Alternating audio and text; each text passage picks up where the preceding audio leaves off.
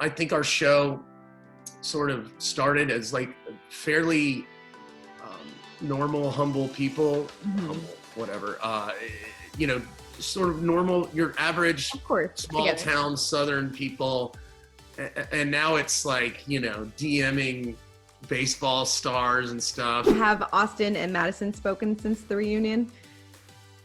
You'll have to ask Austin.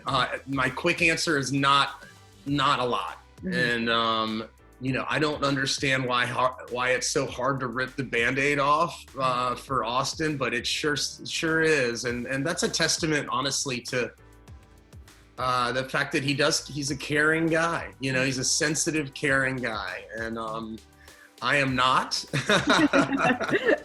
And Craig is more like Austin than me. And so maybe that's why they put them in the house together, because I just don't really care. I mean, do you think that, would you stop being friends with Austin if he ever got back together with her after everything that happened?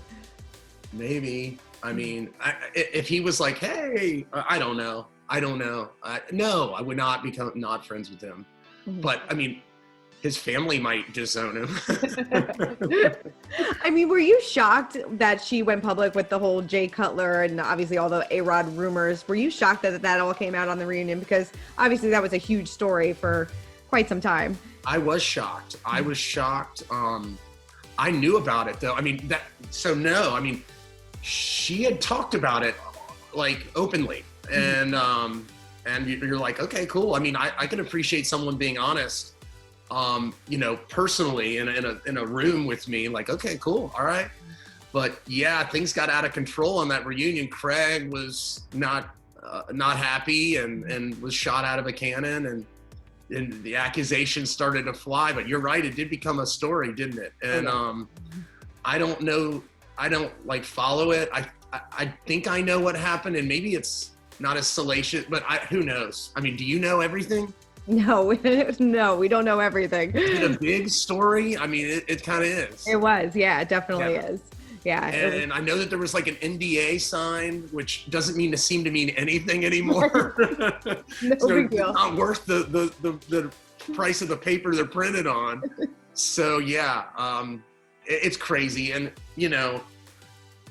mixed emotions about it, because I think our show sort of started as fairly normal, humble people, humble, whatever, sort of normal, your average small town Southern people.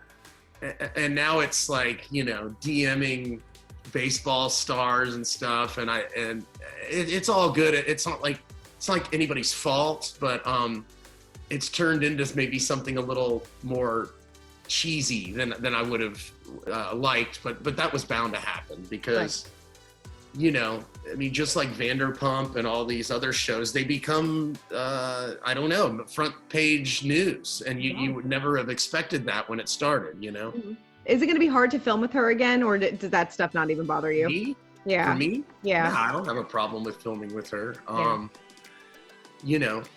told her, I was like, I mean, and maybe she took my advice, doubtful, but I was like, Madison, if you just kind of own your outrageousness, I think I would watch that. I would watch that on its own merits, but you got to own it. Because when you try to have it both ways, which I don't think she kind of tried to the first season, but that's understandable. You're trying to figure out your surroundings.